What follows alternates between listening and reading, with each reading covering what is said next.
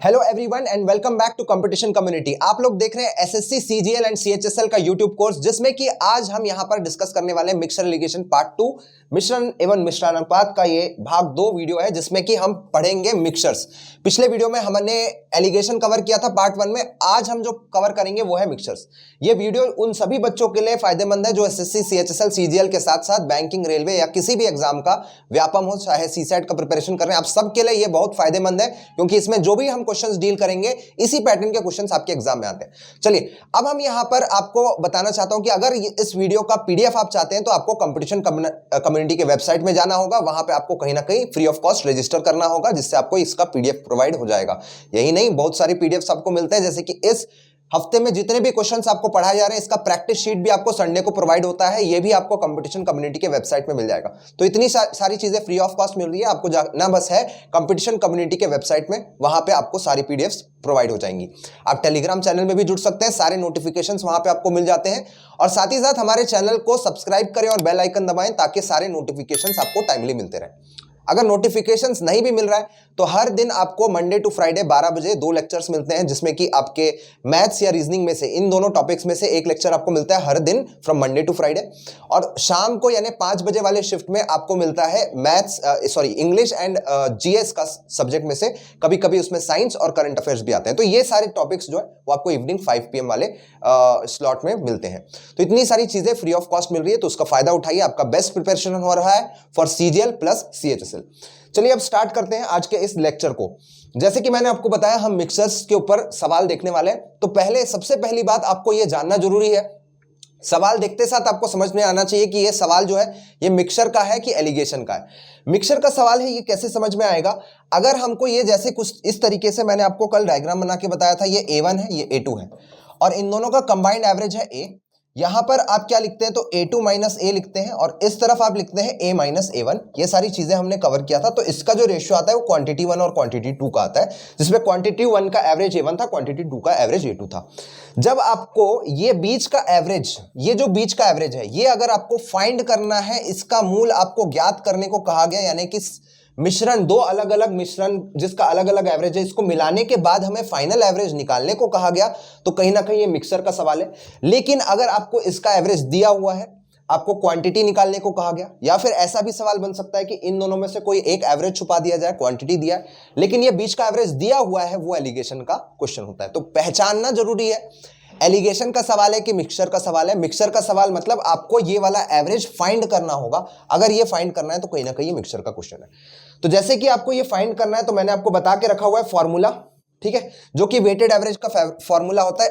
Capital मतलब ये जो एवरेज है उसका फॉर्मूला क्या था, तो Q1A1 plus Q2A2 divided by Q1 plus Q2। इस तरीके से आपका फॉर्मूला बनता है, और आप इसको डिविएशन के जरिए भी आप फाइंड कर सकते हैं, डिविएशन के जरिए, ठीक है। तो डिविएशन से क्या होता है कि हमारा जो कैलकुलेशन इजी होता है। तो ये सारी चीजें पहले वाले वीडियो में, यानी एवरेज में और एलिगेशन यानी कि मिक्सचर एलिगेशन के पार्ट 1 वीडियो में मैंने इसको कवर करके रखा हुआ है। अब हम आएंगे, जैसे कि हमने पहचान लिया कि मिक्सचर के क्वेश्चंस को पहचानना कैसे, अब हम कुछ सवाल देखते हैं इससे रिलेटेड। जैसे कि पहला सवाल है आपके स्क्रीन के ऊपर, यहां दिया हुआ है, a grocer purchased 25.6 kgs of sugar at 12.5 rupees per kg and mixed it with 12 kgs of sugar at 15 rupees per kg. At what price should he sell the mixture to gain 12.8%? ठीक है, यहां पे कहीं ना कहीं आपका profit and loss भी combined किया गया है, तो आपको घबराने की कोई बात नहीं है, प्रॉफिट एंड लॉस भी आपका कवर होगा। यहां एक छोटा सा फॉर्मूला है, केवल उस फॉर्मूले को मैं आपको यहां पे बता दूंगा कि क्या है, ठीक है।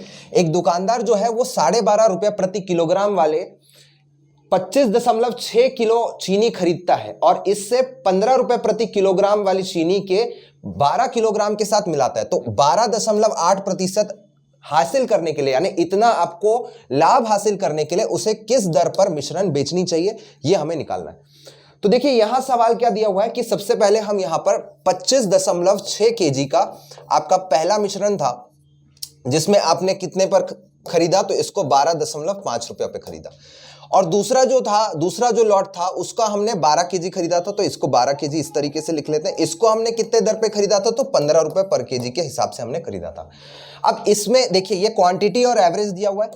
अलग अलग क्वांटिटी का अलग अलग एवरेज दिया है, Q1 है, A1 है, Q2 है, A2 है, इसको जब मिलाएंगे तो एक फाइनल एवरेज आएगा। अब लेकिन ये जो एवरेज आएगा वो कहीं ना कहीं कॉस्ट प्राइस आएगा मिक्सर का। आपसे पूछा जा रहा है कि आप इसको कितने पर बेचेंगे, selling price of the mixer, such that आपको कितने का प्रॉफिट होना चाहिए, तो आपको 12.8% का प्रॉफिट होना चाहिए। अब देखिए प्रॉफिट कैसे निकलता है, यदि हमें प्रॉफिट प्रतिशत दिया हुआ है तो सेलिंग प्राइस निकालने का फॉर्मूला क्या है वो आप एक बार नोट करके रख लीजिए।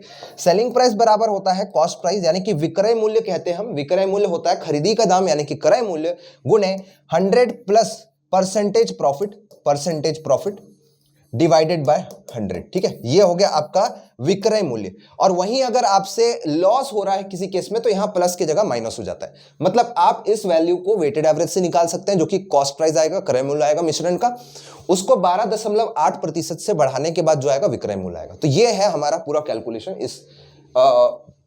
इस तरह के प्रश्न में। अब देखिए इसको सॉल्व करने के भी पहले एक और शॉर्ट ट्रिक ये है कि हम ये जानते हैं कि जो एवरेज कैलकुलेट होता है, ये जो एवरेज कैलकुलेट होता है उसमें यदि हम क्वांटिटी का एवरेज ले लें तो कहीं भी हमारा जो है वैल्यू जो है उसमें कोई चेंज नहीं आता इस टोटल एवरेज में।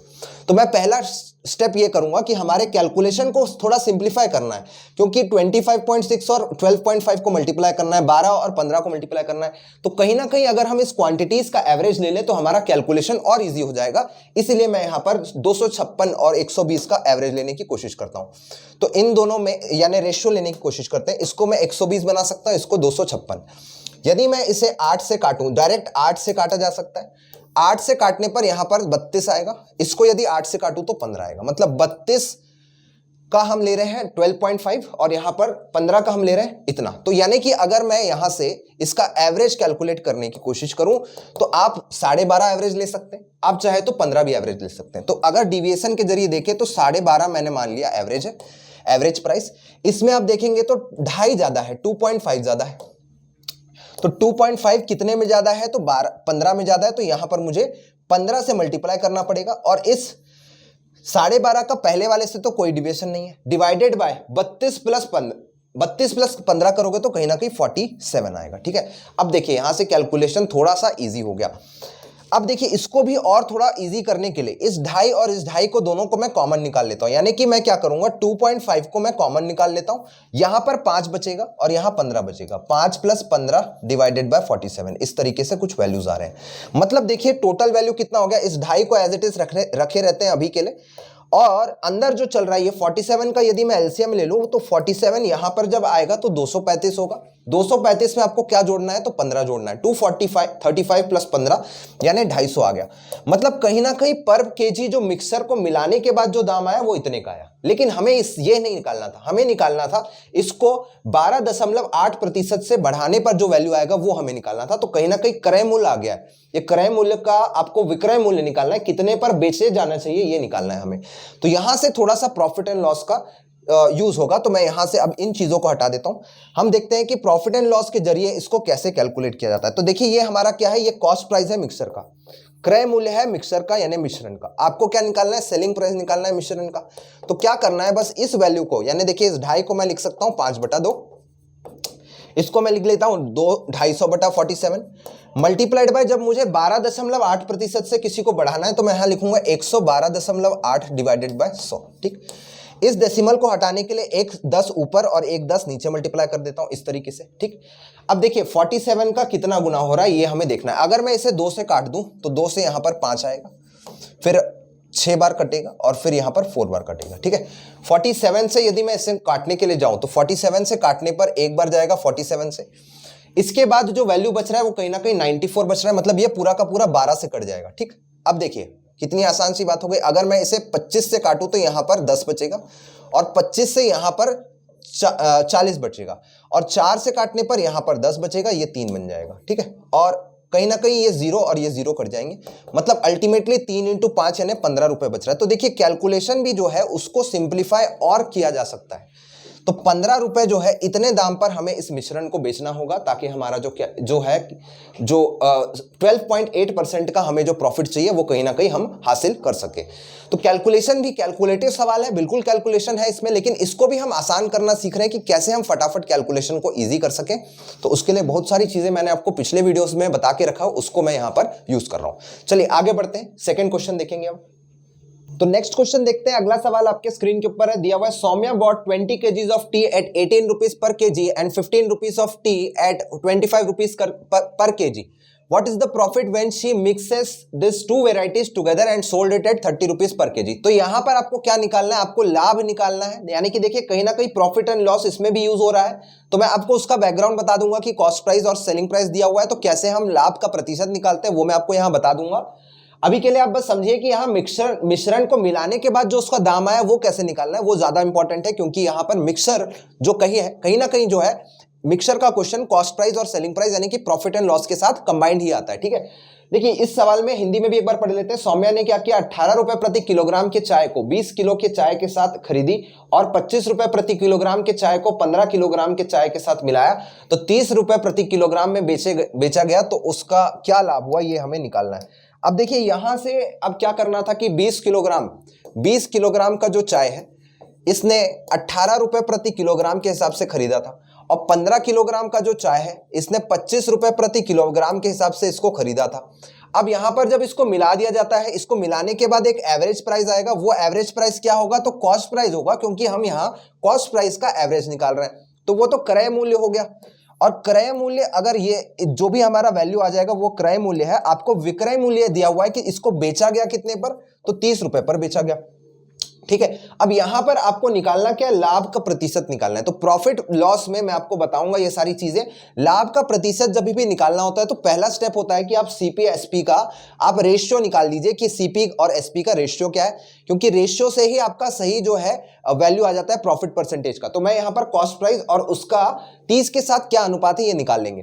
इसके बाद प्रॉफिट परसेंटेज जब भी निकालना है, प्रॉफिट परसेंटेज यानी लाभ का प्रतिशत जब निकालना है, तो ये होता है selling price minus cost price, यानी selling price minus cost price यानी विक्रय मूल्य माइनस क्रय मूल्य, जितने का लाभ हुआ बटे हमेशा जो परसेंटेज निकलता है वो कॉस्ट प्राइस के रेफरेंस में निकलता है, तो क्रय मूल्य से एक बार विभाजित करके मल्टीप्लाइड बाय 100 करने पर जितना वैल्यू आएगा यही हमारा लाभ का प्रतिशत होता है। तो आइए इसको सॉल्व करते हैं। यहां पर भी आप देख रहे हैं कि कहीं ना कहीं वैल्यू जो है इसका रेशियो लेने पर कोई फर्क नहीं पड़ेगा, तो मैं इस 20 और 15 को 4 और 3 बना देता हूं। तो 4 में हमारा जो एवरेज है वो 18 का है, मतलब 18 प्लस 3 वैल्यू में आप देख रहे हैं कहीं ना कहीं ये कितने से बढ़ गया, तो 7 से बढ़ गया, लेकिन 7 बढ़ने पर 3 वैल्यूज ऐसे हैं जो 7 से बढ़ रहे हैं, तो 7 मल्टीप्लाइड बाय 3 करना पड़ेगा, डिवाइडेड बाय ये पूरा का पूरा सभी में बटेगा, तो यहां 7 से एक बार डिवाइड भी करना पड़ेगा, यानी ओवरऑल हमारा जो प्राइस है कॉस्ट प्राइस है वो है 21। मतलब इसको और इसको मिलाने पर हमारा जो क्रय मूल्य बन रहा है वो क्रय मूल्य बन रहा है 21 का। अब मैंने जैसे कि आपको बता दिया है कि आपको जब भी प्रॉफिट परसेंटेज निकालना है तो प्रॉफिट परसेंटेज जो है वो आपके सीपीएसपी के रेशियो से भी निकल जाता है। तो जब 21 और 30 दिया हुआ है तो आपको बस डायरेक्टली क्या करना है, इसको 3 से काटना है, तो यहाँ 7 और यहाँ पे 10 आएगा। मतलब कि हम जो प्रॉफिट कमा रहे हैं वो 10 माइनस 7 मतलब 3 का प्रॉफिट कमा रहे हैं, डिवाइडेड बाय क्रय मूल्य 7 का है, मल्टीप्लाइड बाय 100। कहीं ना कहीं इसमें जो वैल्यू आएगा इसको सॉल्व कर सकते हैं आप लोग, लगभग इसमें 42.85% का वैल्यू आएगा। मतलब यहां पर जो प्रॉफिट हो रहा है वो डी ऑप्शन जो है ये सही जवाब हो जाएगा इस सवाल का। क्लियर है? यहां पर इस तरीके के सवाल को कैसे सॉल्व करना है आपको बस ये देखना था कॉस्ट प्राइस कितना है, जो कि हम वेटेड एवरेज के फॉर्मूले से या डिविएशन से निकाल सकते हैं। एक बार डिविएशन से निकल गया तो कॉस्ट प्राइस आ गया, और बोला जा रहा है कि अगर 30 रुपए प्रति किलोग्राम पर बेचा जाए तब कितना लाभ होगा। तो सीपीएसपी का रेशियो निकाल दिया, रेशियो निकालने के बाद आप प्रॉफिट परसेंटेज इस फॉर्मूले से निकाल सकते हैं। ठीक है, चलिए आगे बढ़ते हैं। नेक्स्ट क्वेश्चन देखेंगे। यहां पे दिया हुआ है मिक्सचर ए का 20 लीटर लिया जाता है, मिक्सचर बी का 40 लीटर लिया जाता है with water and milk in the ratio 1:1 and 2:3. If A and B are mixed together, then find the new water and milk ratio. तो देखिए यहां पर अब दिया हुआ है कि पहले वाले का 20 लीटर लिया गया, दूसरे वाले का हमने 40 लीटर लिया। पहले वाले में पानी दूध का अनुपात 1:1 था, दूसरे वाले में 2:3 था। जब आप इसको मिलाएंगे, यदि ए और बी को एक साथ मिला दिया जाता है तो मिश्रण में मिलाने के बाद पानी और दूध का अनुपात क्या है ये हमें निकालना है। तो देखिए बहुत ही आसान सा सवाल है। जब भी आपको मिलाने के बाद यानी इन दोनों क्वांटिटीज को मिलाने के बाद पानी और दूध का आपको यहां पर अनुपात निकालने को कहा गया, यानी कहीं ना कहीं आपको यहां पर रिजल्टेंट वाले का एवरेज निकालने को कहा गया था। तो अब देखिए यहां से मिश्रण, पहला जो मिश्रण ए है इसमें 20 लीटर था, ठीक है। दूसरा जो मिश्रण बी है इसमें कहीं ना कहीं कितना था, 40 लीटर था।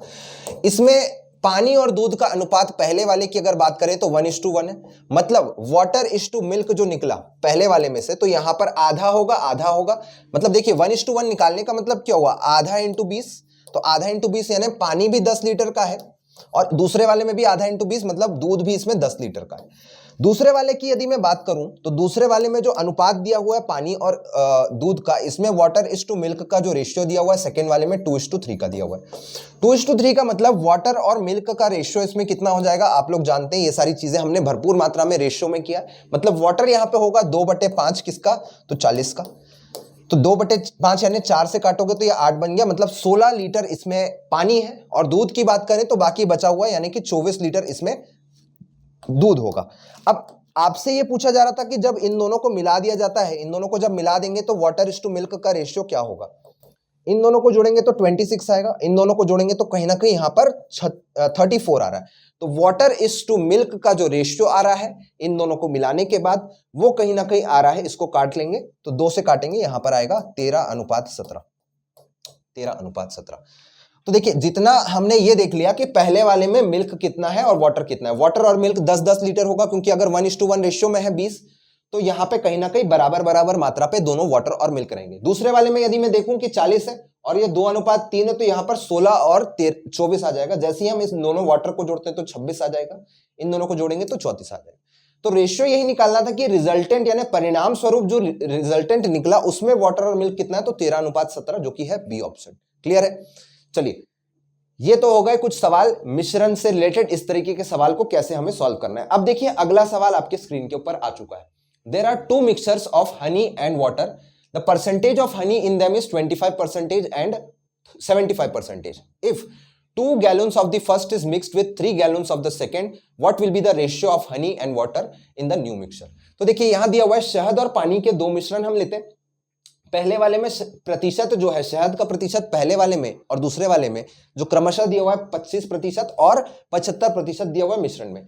यदि पहले वाले का हमने 2 गैलन लिया और दूसरे वाले का हमने 3 गैलन लिया तो बताया गया कि इन दोनों को साथ मिलाए जाने के बाद जो नया मिश्रण बनेगा उसमें शहद और पानी का अनुपात हमें निकालने को कहा गया। अब देखिए इस सवाल में भी कहीं ना कहीं मिक्सचर का ही सवाल है, वेटेड एवरेज लग रहा है इसमें। क्यों लग रहा है, क्योंकि आपको बताया गया कि पहले वाले में कितना प्रतिशत हनी है, दूसरे वाले में कितना प्रतिशत हनी है। तो पहले वाले में 25%, दूसरे वाले में 75%। आपसे पूछा जा रहा है कि इन दोनों को मिलाने के बाद जो फाइनल मिक्सचर आया इसमें हनी और वाटर का यानी कि शहद और पानी का रेशियो निकालना है, यानी कहीं ना कहीं आपको प्रतिशत ही तो निकालना है। एक बार प्रतिशत निकल जाएगा कि हनी कितना है उससे आप रेशियो भी निकाल सकते हैं। तो देखिए मैंने आपको पिछले क्लास में यानी कि पिछले वीडियो में कवर करके रखाया हुआ है कि जब वेटेड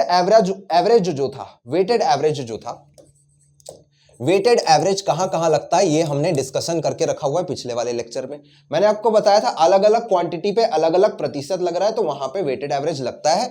वेटेड एवरेज लगने का मतलब यहां पे कहीं ना कहीं आप डिविएशन से भी इसको सॉल्व कर सकते हैं, क्योंकि कैलकुलेशन को और ज्यादा तेज करना है तो आप यहां पर डिविएशन से इसको सॉल्व कर सकते हैं। तो चलिए वापस चलते हैं, वहां पे समझने की कोशिश करते हैं। यहां दिया हुआ है कि पहले वाले का हमने लिया 2 गैलन, 2 गैलन वाला जो पहला वाला मिक्सचर है उसमें 25% हनी है और दूसरा वाले का हमने लिया 3 गैलन और इसमें कहीं ना कहीं 75% हनी है। ठीक है, तो ये हनी का परसेंटेज है, हनी का परसेंटेज।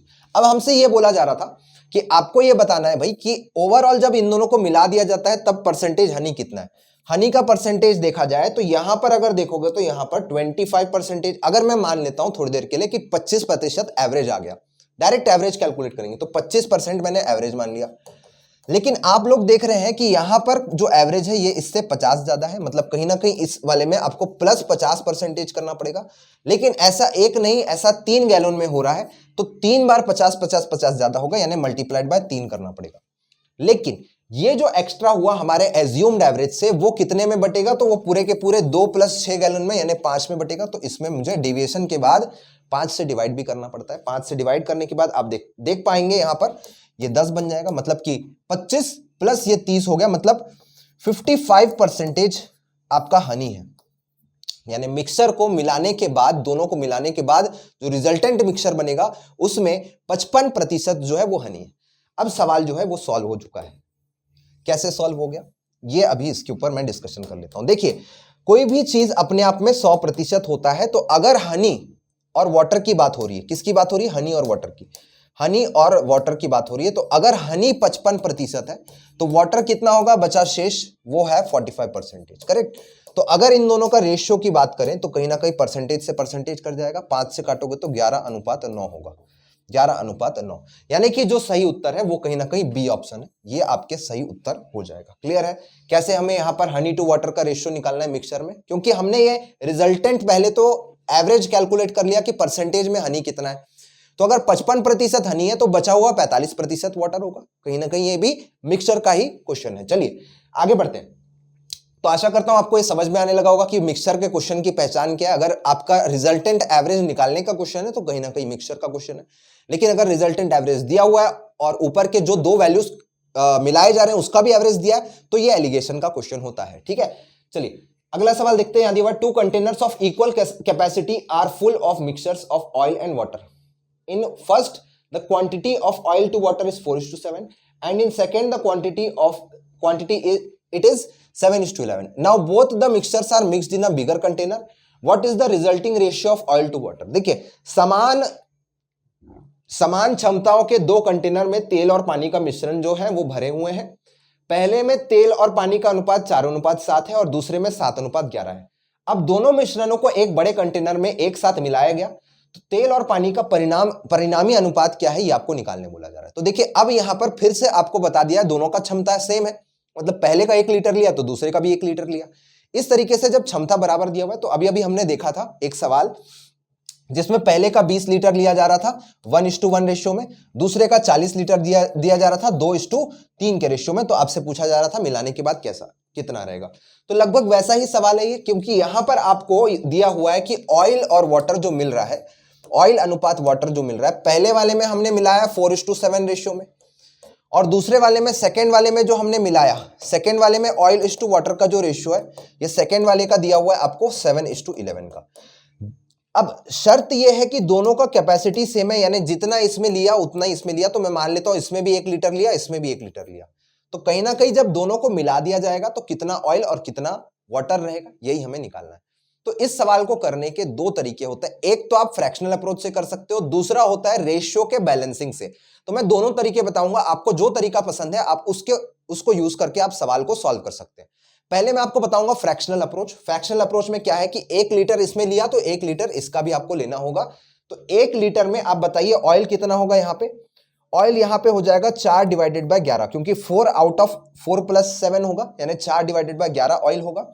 सेकेंड वाले में अगर 1 लीटर ले रहे हो ऑयल तो यहां पर 7 क्वांटिटी आएगी, 7/7 + 11, यानी यहां पर 18 क्वांटिटी आएगी। ये ऑयल का टोटल क्वांटिटी हो गया। वाटर के क्वांटिटी की यदि मैं बात करूं तो पहले वाले में भी 1 लीटर लेना है, दूसरे वाले में भी 1 लीटर। 1 लीटर में यहां वाटर होगा 7 डिवाइडेड बाय टोटल कितना, तो यहां 4 + 7 करोगे तो 11 आएगा, प्लस दूसरे वाले में पानी कितना है 11 यूनिट है, तो 11 डिवाइडेड बाय टोटल क्वांटिटी हो जाएगा 11 + 7, यानी कि यहां पर 18 आ जाएगा। बस यही रेशियो है। और जब ये एक रेशियो है, ये एक रेशियो, आप जानते हैं कि इस तरीके के रेशियो में कैसे पहुंचना है। ठीक है, तो इसको सॉल्व करते हैं दोनों फ्रैक्शंस को। जैसे ही मैं फ्रैक्शन को सॉल्व करूंगा तो यहां पे आ जाएगा 198, 18 यहां पे जाएगा तो आएगा 72, प्लस यहां पे आ जाएगा 77। ठीक, रेशियो में जाएगा तो यहां पर फिर से 198 आएगा, 18 यहां पे जाएगा तो 126, प्लस यहां पे 121 आ जाएगा। ठीक है, अब देखिए इन दोनों रेशियोज में जो कट रहा है उसको काट लेते हैं। जैसे कि आप देख पा रहे हैं यहां 198 से कट जाएगा। ठीक है, बचा यहां पे 72 + 77, और ऊपर यहां पे बचा 126 + 121, तो 72 + 77 हो गया 149, और दूसरे तरफ आ जाएगा यहां पर 247। तो ये वाला जो ऑप्शन है 149:247, जो कि आपके ऑप्शन नंबर 1 में ए में दिख रहा है, तो यही आपका सही उत्तर होगा कि ऑयल और वाटर को इन दोनों मिश्रण में मिलाने के बाद कुछ इस तरीके से बनेगा। ठीक, अब अगर आपको ये फ्रैक्शनल कैलकुलेशन पसंद नहीं है तो मैं आपको बताऊंगा एक दूसरा तरीका, जो कि है रेशियो को बैलेंस करने का तरीका। रेशियो बैलेंसिंग मेथड भी एक अच्छा तरीका है, जिसमें आप रेशियो को बैलेंस करके भी सारी चीजें कैलकुलेट कर सकते हैं। कैसे कैलकुलेट कर सकते हैं वो अभी मैं आपको यहां पर बता देता हूं। देखिए, कंडीशन क्या है उसको आपको समझना है, और कंडीशन समझ के आपको ये रेशियो दोनों पहले और दूसरे में बैलेंस करना है। कंडीशन ये दिया था कि आपके ये तो मतलब कि पहले वाले में इतना है 4:7 में ऑयल वाटर है, दूसरे वाले में इतना है 7:11 में ऑयल टू वाटर है। तो अब आपको बोला क्या गया कि पहले और दूसरे कंटेनर का कैपेसिटी इक्वल है, समान क्षमता है। समान क्षमता का मतलब पहले वाले का जितना कैपेसिटी उतना ही कैपेसिटी दूसरे वाले का। पहले अगर आप डायरेक्टली इसको जोड़ देते हैं तो पहले आपको यह देखना होगा कि इन दोनों का कैपेसिटी सेम है कि नहीं है। जैसे कि अगर मैं 4 + 7 जोड़ू तो कहीं ना कहीं यहाँ 11 आ रहा है, यहाँ 7 + 11 जोड़ू तो कहीं ना कहीं यहाँ पे 18 आ रहा है। अगर मैं डायरेक्टली यहाँ पे पानी और ऑयल को मिला दूं, पानी और पानी को मिला दूं तो ये गलत है, क्योंकि ये समान क्षमता नहीं है। पहले वाले का 11 यूनिट और दूसरे वाले का 18 यूनिट है। तो 11 और 18 को बराबर करने के लिए क्या करना होता है, पहले वाले में 18 मल्टीप्लाई करना होगा, दूसरे वाले में 11 मल्टीप्लाई करना होगा, तब जाके ये रेशियो बैलेंस होगा। मतलब ये जो पहला रेशियो है, इस रेशियो को आपको बैलेंस करने के लिए 18 यूनिट मल्टीप्लाई करना है दोनों में। तो यहां 18 मल्टीप्लाई करने का मतलब ये 72 बनेगा, दूसरा वाला जो 126 बन जाएगा। अब ये है ऑयल टू वाटर का रेशियो पहले वाले में, दूसरे वाले में मैं 11 मल्टीप्लाई करूंगा दोनों में तो ये 77 बन जाएगा, और दूसरा वाला जो 11 था इसमें भी 11 मल्टीप्लाई होगा तो कहीं ना कहीं ये बन जाएगा 121। अब ये दोनों बराबर बराबर क्षमता के, मतलब इन दोनों को जोड़ोगे, जब इन दोनों को जोड़ा जाएगा तो आएगा 198, इन दोनों को जब जोड़ा जाएगा तो ये भी 198 आएगा। अब जो कंडीशन है पूरी तरह से सेटिस्फाइड है। पूरी तरह से सेटिस्फाइड होने का मतलब जितना क्षमता पहले वाले का है उतना ही क्षमता दूसरे वाले का है, 198। साथ ही साथ पहला वाला जो है वो 4:7 में भी है और दूसरा वाला 7:11 में भी। अब सारी चीजें बैलेंस्ड है। तो ये है रेशियो बैलेंसिंग अप्रोच। इसके बाद क्या करना है, अब आपको इन दोनों को जोड़ देना है। इन दोनों को जोड़ने का मतलब ये है 149 आपके पास ऑयल, यहाँ पे 7 और 2 4, मतलब 247 आपके पास वाटर है। ऑयल टू वाटर का रेशियो यही होगा, ठीक है। चलिए, ये दोनों अप्रोच आपको फायदेमंद करेंगे। दोनों के दोनों अप्रोच अपने आप में अच्छे हैं। आपको जो रेशियो ज्यादा पसंद आता है तो रेशियो से करिए, फ्रैक्शन से भी अगर आपका कैलकुलेशन तेज है तो फ्रैक्शन से भी आप कैलकुलेट कर सकते हैं, ठीक है। चलिए सेकंड अगला सवाल देखते हैं। यहां पर नेक्स्ट क्वेश्चन आपके स्क्रीन के ऊपर आ चुका है। यहां दिया हुआ है, an alloy of copper and zinc are in the ratio 4:3, another alloy contains copper and zinc in the ratio 9:5।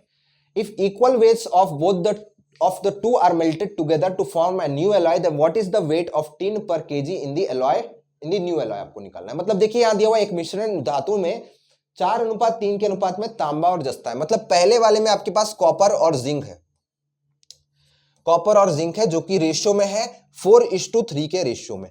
और दूसरे वाले में आपके पास क्या है, तो दूसरे वाले में आपके पास कॉपर और टिन है। मतलब कॉपर और टिन का जो रेशियो है, मतलब पहले वाले, ये पहले वाले का रेशियो, और दूसरे वाले में क्या रेशियो है कि कॉपर 9 था तो इसमें टिन जो है वो कहीं ना कहीं 5 है।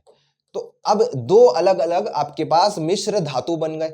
अब आपको बोला गया कि दूसरा अगला बोल रहा है, यदि नया मिश्र धातु बनाने के लिए दोनों के बराबर वजन लेते हैं, मतलब बराबर बराबर वजन आपको लेना है दोनों के, ठीक है।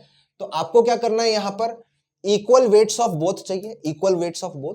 तो प्रति किलोग्राम टिन का वजन कितना होगा ये हमें निकालना है। देखिए अब यहां पर मैं आपको रेशियो बैलेंस अप्रोच से बताता हूं इस चीज को कैसे कैलकुलेट करना है। क्योंकि पहले वाले में जो दो मिश्र धातु थे वो कॉपर और जिंक था, मतलब तांबा और जस्ता। लेकिन दूसरे वाले में जब हम जा रहे हैं तो यहाँ कॉपर और टिन है, कॉपर और टिन, जैसे कि आप लोग यहाँ देख रहे हैं तांबा और टिन है यहाँ पर, ठीक है। तो यहां पर थोड़ा सा हमें चौकन्ना रहना है कि आप जिंक को और टिन को जोड़कर फ्रैक्शनल अप्रोच लगाएंगे तो कहीं ना कहीं गलत है। फ्रैक्शनल अप्रोच यहां भी लग सकता है, लेकिन यहां पर आपको जीरो क्वांटिटी लेना होगा और यहां पे आपको जीरो क्वांटिटी लेना होगा। फ्रैक्शनल अप्रोच लगाने के लिए आप इसको लगा सकते हैं, ठीक है। अगर हम यहां पर रेशियो बैलेंसिंग की बात करें तो पहले वाले में देखिए टोटल क्वांटिटी कितना है। अगर मैं 4 + 3 को जोड़ू तो कहीं ना कहीं पहले वाले में 7 आ रहा है। अगर मैं 9 + 5 को जोड़ू तो कहीं ना कहीं आपके पास कितना आ रहा है, 9 + 5 को जोड़ने पर, 9 + 5 को जोड़ने पर कहीं ना कहीं कितना आ रहा है, तो 14 आ रहा है, 14 आ रहा है। तो अगर यहाँ 7 है यहाँ 14 है तो दोनों के दोनों क्या इक्वल क्वांटिटी है? आपका जवाब होगा नहीं है। तो दोनों के दोनों को इक्वल क्वांटिटी बनाने के लिए, अगर ये 7 है ये 14 है, तो पहले वाले को भी 14 बनाना होगा। पहले वाले को 14 बनाने के लिए का मतलब है कि यहां पर हम 2 से मल्टीप्लाई कर दें इसको। 2 से मल्टीप्लाई करेंगे तो पहला वाला जो रेशियो है थोड़ा सा करेक्ट होगा। ये अब 8 नहीं रह जाएगा, ये 4 नहीं रह जाएगा, ये बन जाएगा 8, और ये 3 नहीं रह जाएगा, ये बन जाएगा आपका 6, ठीक है। अब हम इन दोनों को जोड़ देते हैं, यानी फर्स्ट और सेकंड को हम जोड़ देते हैं। फर्स्ट और सेकंड को यदि जोड़ेंगे तो बताइए कितना आ जाएगा। मतलब मिश्र धातु में 8 + 9 करोगे तो 17, 6 + 0 करोगे तो यहाँ पे 6, और यहाँ 0 + 5 करोगे तो यहाँ पे 5 आ जाएगा, ठीक है। अब आपको निकालना क्या था, आपको निकालना था पर केजी, पर किलोग्राम इस मिश्र धातु में जो तीसरा बन के आया उसमें टिन कितना है। मतलब अगर मैं 1 केजी टिन लेता हूं, 1 केजी का मिश्र धातु यदि मैं लूं तो उसमें टिन कितना आएगा, टिन आएगा 5 क्वांटिटी, डिवाइडेड बाय टोटल कितना है 5 + 6 + 7, यानी 5 + 6 + 7 करोगे तो 11 + 17 यानी कि 18 आ जाएगा। ठीक है, सॉरी 28 आ जाएगा, यानी 5/28 केजी का जो है इतना टिन रहेगा आपके टोटल पर केजी में। मतलब देखिए ये जो है उत्तर सही हो जाएगा। ठीक है, तो आपसे ये पूछ रहा था कि टोटल टिन कितना है, तो यहां पर मैंने 5 आउट ऑफ टोटल 28 देखा 1 केजी का, जो कि यहां पर आपके फाइनल मिश्रण से इतने ही क्वांटिटी के निकलेगा टिन पर केजी। ठीक है, चलिए आशा करता हूं ये भी आपको समझ में आ गया होगा। चलिए अब हम आगे बढ़ेंगे नेक्स्ट क्वेश्चन की ओर।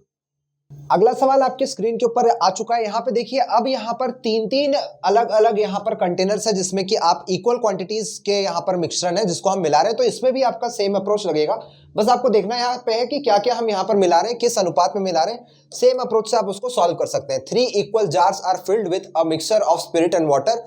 Proportion of spirit and water in each jar is 2:3, 3:4 and 4:5. The content of these jars are emptied into a single vessel. What is the proportion of spirit and water? यानी कि again ये मिश्रण का ही question है, क्योंकि कहीं ना कहीं मिलाने के बाद जो अनुपात बना इसके बारे में आपसे पूछा जा रहा है। एक बार हिंदी में पढ़िए, 3 बराबर जार है, यानी कि अगेन यहाँ पर इक्वल क्वांटिटीज जो है ये इंपॉर्टेंट है कि यहाँ पर 1 लीटर अगर पहले वाले से दिया तो दूसरे से भी 1 लीटर, तीसरे से भी 1 लीटर। ठीक है, जिसमें अम्ल और पानी का अनुपात 2:3 है, 3:4 है और 4:5 है। इनको जब हम एक साथ मिलाते हैं तो यहाँ पर अम्ल पानी का अनुपात क्या होगा ये निकालना है। तो देखिए यहाँ पर देखिए, अगर फिर से यहाँ पे दिया हुआ है तो सपोज स्पिरिट और वाटर, मैं दोनों अप्रोच बताऊंगा, फिर से आपको रेशियो बैलेंसिंग अप्रोच भी बताऊंगा और साथ ही साथ फ्रैक्शनल अप्रोच भी बताऊंगा। पहला वाला, दूसरा वाला और तीसरे वाले जो जार है इसकी यदि हम बात करें तो पहले में 2:3 था, दूसरे में 3:4 था और तीसरे में 4:5 है। ठीक है, यही दिया हुआ है।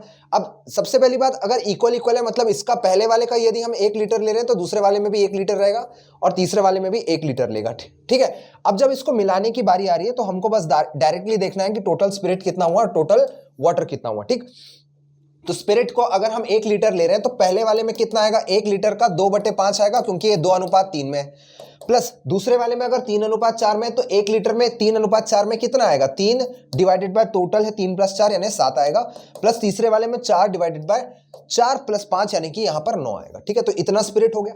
वाटर की यदि मैं बात करूं तो अगेन यहां से 1 लीटर अगर हम ले रहे हैं तो 1 लीटर में 2:3 में बट रहा है तो वाटर हो जाएगा 3/5 और यहां से प्लस में आ जाएगा, ये आ जाएगा 4/7, 4/7 और लास्ट में जो वाटर है वो कहीं ना कहीं यहाँ पे 5/9 आएगा, 5/9। ठीक है, तो अब एलसीएम ले लेते हैं इसका, डिनोमिनेटर का तो आएगा तो 5 × 7 × 9 आ जाएगा, ऊपर यहां पर भी 5 × 7 × 9 ही इसका एलसीएम होगा। करेक्ट, अब जब इसमें एलसीएम ले लिया हमने तो आपको बस यहाँ पे कैलकुलेशन ही बचा हुआ है। जैसे कि आप देख रहे हैं यहाँ पर, यहाँ 5 था तो 5 से डिवाइड करोगे 5 नहीं आए तो 7 और 9 यानी 63 इधर मल्टीप्लाई होगा तो कहीं ना कहीं 126 आएगा। ये 7 यहां से कट जाएगा तो बचेगा क्या, 5 × 9 बचेगा यानी 45, मल्टीप्लाई करोगे तो 135 आएगा। इस 9 को यदि मैं हटा देता हूं कहीं ना कहीं 35 आ रहा है, 35 को 4 से मल्टीप्लाई करोगे तो 140 आएगा, 140। ठीक है, दूसरी तरफ यदि मैं देखता हूं तो यहाँ पर 3, 4 और 5 है, नीचे 5, 7, 9 है, 5 यानी कि काटोगे 5 से तो फिर से 63 बच रहा है, 7 × 9, 63 इससे मल्टीप्लाई होगा तो बचेगा 189। ठीक है, प्लस 7 से अगर इसको डिवाइड करेंगे तो यहाँ 45 बचेगा यानी ऊपर 180, लास्ट में कहीं ना कहीं 9 है तो 9 से काटोगे तो 35 आ रहा है, 35 से 5 मल्टीप्लाई करोगे तो 175 आएगा। ठीक, अब देखिए यहां पर क्योंकि रेशियो है तो ये जो वैल्यूज है 7 वाला जो है 7, 5 × 9 ये पूरा का पूरा कट जाएगा। तो बचा क्या, जो वैल्यूज बचे हुए हैं इसी का रेशियो आएगा तो 126, 135 और 140। तो 6 और 5 जोड़ने पर 11 आ रहा है, एक कैरी फॉरवर्ड, 3 और 4 मतलब कि 10 हो गया, एक कैरी फॉरवर्ड, तो 401 आ रहा है कहीं ना कहीं, मतलब कहीं ना कहीं यही उत्तर होगा। हालांकि पूरा कैलकुलेट कर लेते हैं, देखिए 9 + 5 करने पर 14 आ रहा है, एक कैरी फॉरवर्ड, 8 और 1 इसमें देंगे तो फिर से 8 आएगा, 24 हो गया। 2 + 111 मतलब कि 544, ये हो गया आपका फाइनल वैल्यू, यानी कि 401:544 जो है यही वाला उत्तर आपका सही है यहाँ पे। अब जहां तक हम बात कर रहे थे कि रेशियो बैलेंसिंग का अप्रोच, तो रेशियो बैलेंसिंग से भी ये सॉल्व हो जाएगा। मैं आपको रेशियो बैलेंसिंग से भी बता देता हूं कैसे इसको सॉल्व करना है। ठीक है, तो रेशियो बैलेंसिंग अप्रोच में आप जब इक्वल क्वांटिटी ले रहे हैं तो यहां पर जो टोटल वैल्यू आ रहा है 2 + 3, 3 + 4, 4 + 5 ये इक्वल होना चाहिए। अगर ये इक्वल नहीं है यानी कहीं ना कहीं आप यहां पर बैलेंस्ड रेशियो नहीं ले रहे हैं तो पहला काम है कि इसमें रेशियोज को बैलेंस करना। तो देखिए आइए इसको मैं रेशियो बैलेंसिंग अप्रोच से भी बता देता हूं कि पहले वाले में यानी कि इस एक एक लीटर का अप्रोच हम नहीं लेंगे, हम देखेंगे कि यहां पर टोटल कितना आ रहा है। जैसे ही मैं इस 2+5 को जोड़ूं तो कहीं ना कहीं 2+3 को जोड़ूं तो कहीं ना कहीं यहां पे 5 आएगा, इसमें 3+4 को जोड़ूं तो कहीं ना कहीं यहां पे 7 आएगा, इसमें 4+5 को जोड़ूं तो कहीं ना कहीं यहां पर 9 आ रहा है। तो ये बैलेंस नहीं है, आपको ये बैलेंस करना होगा। और बैलेंस करने का मतलब है कि 5, 7 और 9 का एलसीएम बनाना। 5, 7, 9 का एलसीएम जो है वो 5 × 7 × 9 होगा। कहने का मतलब 5 × 7 × 9 बनाने के लिए पहले वाले में मुझे 7 × 9 यानी 63 मल्टीप्लाई करना होगा, दूसरे वाले में मुझे क्या मल्टीप्लाई करना होगा 5 और 9, तभी जाके एलसीएम के बराबर होगा, यानी कि सेकेंड वाले रेशियो में मुझे 45 मल्टीप्लाई करना होगा, थर्ड वाले रेशियो में मुझे 5 × 7 यानी कि 35 मल्टीप्लाई करना होगा। तो इसका मतलब यह है कि स्पिरिट इज टू वाटर जो है इसका जो रेशियो हो जाएगा 63 से मल्टीप्लाई करने पर ये वाला वैल्यू बन जाएगा 126:189, करेक्ट। दूसरे वाले में यदि मैं 45 मल्टीप्लाई करूं तो ये बन जाएगा 135:180। और तीसरे वाले में जैसे ही मुझे जो मल्टीप्लाई करना है तीसरा वैल्यू यानी 35 से इसको मल्टीप्लाई करने पर कहीं ना कहीं ये 140 बनेगा, और 135 इंटू ये करने पर 175 आएगा। तीनों को जोड़ दीजिए, कहीं ना कहीं यहां पर 11, एक फॉरवर्ड हो गया यानी कि 10, 401 आ रहा है यहाँ पे। इसमें भी देखोगे तो 14 यानी 24, और यहाँ पे कहीं ना कहीं 544। तो आपको जो अप्रोच पसंद है, फ्रैक्शन अप्रोच तो फ्रैक्शन अप्रोच से कर सकते हो, या रेशियो बैलेंसिंग अप्रोच पसंद आ रहा है तो रेशियो बैलेंसिंग अप्रोच से भी आप इसको सॉल्व कर सकते हैं, ठीक है। चलिए अगला सवाल देखते हैं। सिमिलर पैटर्न का एक और सवाल है, बस यहां पर जो रेशियो है वो कहीं ना कहीं इक्वल नहीं है। यहां पर आप देख रहे हैं कि इसको रेशियो में हमें 3:4:5 में मिलाना है। मतलब पहले वाले का 3 लीटर लिया तो दूसरे वाले का 4 लीटर लेना होगा, तीसरे वाले का 5 लीटर लेना होगा। इसको भी हम दोनों ही अप्रोच से सॉल्व कर सकते हैं। मैं आपको यहां पर फ्रैक्शन अप्रोच से करके बताता हूं। जैसे कि देखिए 3 लीटर है जिसका वॉल्यूम जो था वो 3:4:5 में था। They are full of mixtures of milk and water. The mixtures contain milk and water in the ratio 4:1, 3:1 and 5:2 respectively. The contents of all these are poured into a fourth container, then find the ratio of milk in the fourth container. मतलब देखिए यहां पे क्या दिया हुआ है, यहां पे कहीं ना कहीं 3 कंटेनर है जिसका आयतन का अनुपात 3, 4, 5 के अनुपात में है, और उसमें दूध और पानी जो है हर एक मिश्रण में भरा हुआ है, जिसमें कि क्रमशः 4:1, 3:1 और 5:2 में है ये दूध और पानी। इन तीनों को चौथे कंटेनर में जब मिलाते हैं तो दूध और पानी का अनुपात क्या था ये हमें निकालना है, यानी कहीं ना कहीं फिर से ये मिक्सचर का ही प्रॉब्लम है। तो अगेन यहां पर मिल्क रेशियो वाटर कितना कितना दिया हुआ है, पहले वाले में दिया हुआ है 4:1, दूसरे वाले कंटेनर में 3:1 और तीसरे वाले में 5:2 दिया हुआ है। बस ध्यान ये रखना है कि पहला कंटेनर, दूसरा कंटेनर और तीसरा कंटेनर, ठीक है। इसमें हमें कितना लेना है तो 3 लीटर, दूसरे वाले में कितना लेना है तो 4 लीटर, तीसरे वाले में कितना लेना है तो 5 लीटर लेना है, ठीक है। अब देखिए यहां पर इससे सिंपल क्वेश्चन नहीं है, बस आपको समझना है करना क्या है। हमें बस देखना है कि 3 लीटर लिए पहले वाले से तो उसमें मिल्क कितना है। आपका जवाब होगा 3 लीटर का 4/5 हिस्सा है यहां पर, ठीक, प्लस इसमें दूसरे वाले से 4 लीटर लिए तो मिल्क कितना है, 4 लीटर का 3/4 हिस्सा है यहां पे, 3/4 पार्ट, प्लस तीसरे वाले में यदि हम 5 लीटर ले रहे हैं तो उसमें मिल्क कितना है, तो आपका जवाब होगा 5 × 5/7 है टोटल में से, क्योंकि यहाँ 5:2 है तो 5/7 फ्रैक्शन आएगा इसमें 5 लीटर का। सेम चीज आपको सेम प्रोसेस फॉलो करना है वाटर वाले हिस्से में और जोड़ देना है, क्योंकि टोटल मिल्क को टोटल वाटर के साथ जोड़ेंगे तो कहीं ना कहीं हमारा मिल्क और वाटर का रेशियो निकल के आ जाएगा। अब देखिए यहां से 3 था तो 4:1 में अगर बांट रहे हैं तो यहां पर वाटर कितना आएगा, 3 का 1/5 पार्ट आएगा, प्लस सेकेंड वाले में देखें तो 4 लीटर में 1/4 आएगा, यानी 4/4 ही आएगा यहां पे। और तीसरे वाले की अगर मैं बात करूं तो 5 का 2/7 पार्ट आएगा, यानी 10/7 हो जाएगा यहां पे, 10/7, ठीक है। आइए इसको सॉल्व करने की कोशिश करते हैं। तो कहीं ना कहीं ये 4 से 4 कट जाएगा, ये वाला 4 इसको काट देगा, मतलब जो एलसीएम नीचे आ रहा है वो आ रहा है 5 × 7 यानी 35।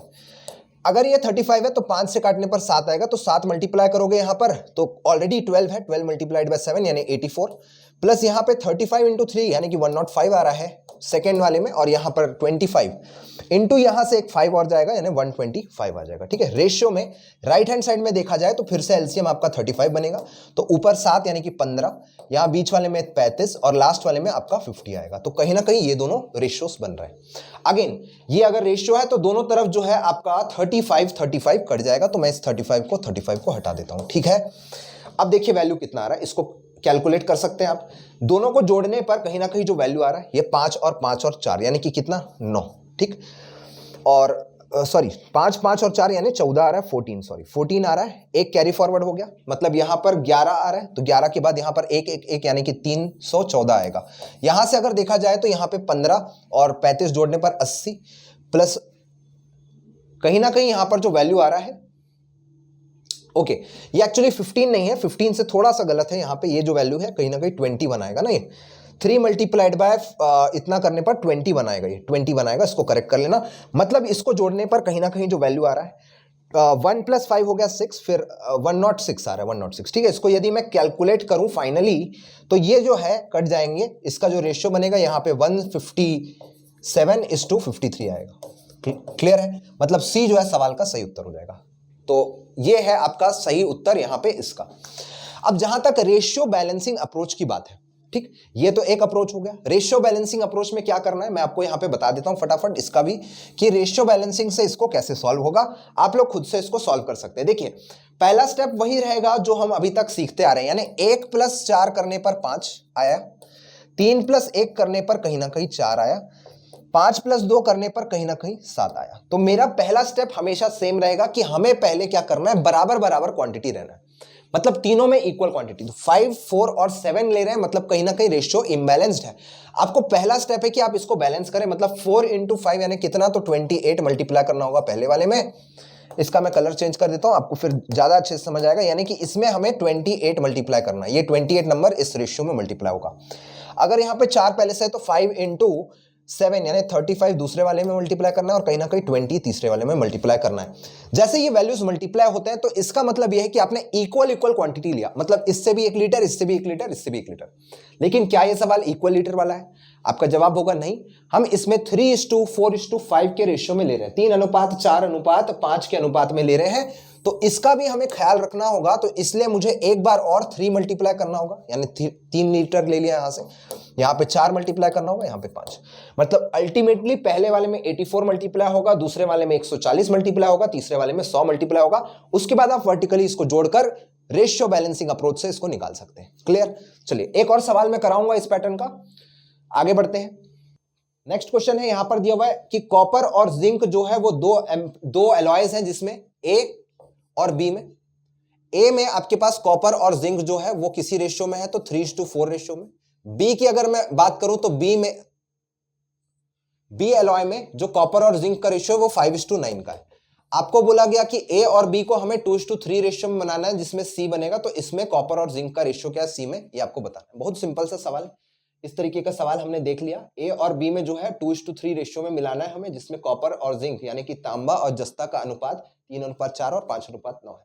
इसको मिलाने के बाद फाइनली जो बनेगा उसमें जस्ता और तांबा का आपको रेशियो निकालना है, यानी कि अब आपको कॉपर जिंक का रेशियो फाइनली एक बार और निकालने को कहा गया। ठीक है, तो इसमें से 2 क्वांटिटी और इसमें से 3 क्वांटिटी लेना है। तो आपका जवाब होगा सर कॉपर और जिंक जो आया, पहले वाले में से 2 लिए थे जो कि 3/7 में से था, 3/7 था। दूसरे वाले में यदि हम 3 ले रहे हैं तो इसमें कॉपर जो होगा वो 5/9 होगा, 5/9। ठीक, रेशियो की अगर मैं बात करूं तो दूसरे साइड में क्या आएगा, दूसरे साइड में आप 4 ले रहे हैं आउट ऑफ 7, तो 2 × 4/7 आएगा जिंक पहले वाले का, प्लस दूसरे वाले में देखिए तो 3 है, यहां पर 3 × 9/14 होगा, ये सॉरी 9/14 कर लेना, ये 9 नहीं है, ये 5 आउट ऑफ 14 था। ठीक है, तो आइए इसको सॉल्व करते हैं। यहां दोनों तरफ जो एलसीएम होगा वो 14 का रहेगा, यहां पे भी और यहां पे भी। ठीक, और 14 का एलसीएम लेते साथ एक्स्ट्रा यहां पर आप देख रहे हैं 2 आ जाएगा, मतलब 4 × 3 बन गया, मतलब 12 यहां पे आएगा, प्लस यहां से 15 आएगा।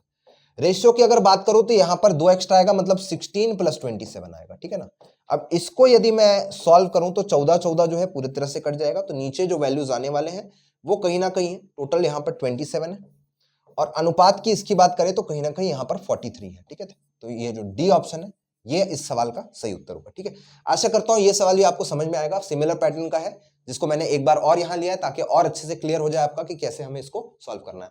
अब जहां तक बात है कि इसको बैलेंस करने की, तो रेशियो बैलेंसिंग में एक बार आपको यहां समझा देता हूं कि रेशियो बैलेंसिंग अप्रोच से इसको कैसे करना होगा।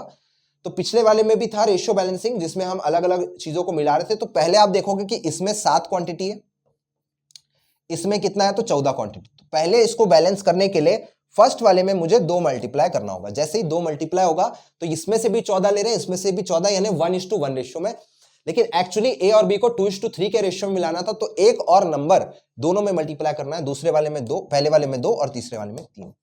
मतलब कॉपर और जिंक का जो रेशियो है, कॉपर और जिंक का जो रेशियो है, ठीक है, इसमें जो रेशियो बनेगा वो कहीं ना कहीं क्या होगा, यहां पर 4 मल्टीप्लाई करने पर 12 और यहां पर कहीं ना कहीं 16 आएगा।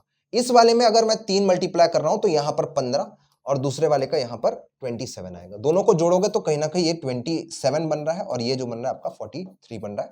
तो डी जो है इस सवाल से भी का उत्तर आ जाएगा। ये है आपका रेशियो बैलेंसिंग अप्रोच। ठीक, तो मैंने दोनों अप्रोच आपको यहां पर बता दिया इस सवाल में। तो चाहे 2 चीजें मिलाई जा रही है, चाहे 3 चीजें मिलाई जा रही है, इससे कोई फर्क नहीं पड़ता। आपका फ्रैक्शनल अप्रोच भी लग जाएगा, रेशियो बैलेंसिंग अप्रोच भी दोनों में लग जाता है। ठीक है, चलिए आगे बढ़ते हैं। आगे बढ़ने के पहले आपको बस थोड़ा सा यहां पर चौकन्ना रहना। एक्चुअली यहां पर थोड़ा मिसप्रिंट है, यहां तांबा और जस्ता दिया था यहां पे, और यहां जस्ता और तांबा आपको निकालना है। ये एक्चुअली उल्टा है, सी हिंदी में क्वेश्चन थोड़ा एरर है। आपको जो वैल्यू निकालना था वो तांबा और जस्ता का ही निकालना था, तो कहीं ना कहीं डी इस सवाल का सही उत्तर होगा। नेक्स्ट क्वेश्चन देखते हैं, आपके स्क्रीन के ऊपर दिया हुआ है, a vessel contains 32 litre of solution of acid and water which are in the ratio acid and water are in 5:3. 12 liters of solution is taken out and 7.5 liters of water is added to it. Then what is the ratio of acid and water in the resulting mixture?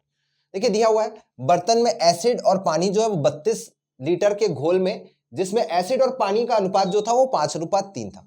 इसमें बोला गया कि अगर, ठीक है, अगर इसमें से हमने क्या किया, इसमें से हमने 12 लीटर, ये 3 थोड़ा गलत लिखा हुआ है, यहां लिखा हुआ है कि अगर हमने क्या किया होता है कि 12 लीटर के घोल को हम निकाल लेते और इसमें 7.5 लीटर पानी मिला देते हैं, ये 7.5 लीटर है। ठीक है, 7.5 लीटर पानी यदि हम इसमें मिला देते हैं तो अनुपात क्या होगा, परिणाम स्वरूप एसिड पानी का अनुपात क्या होगा।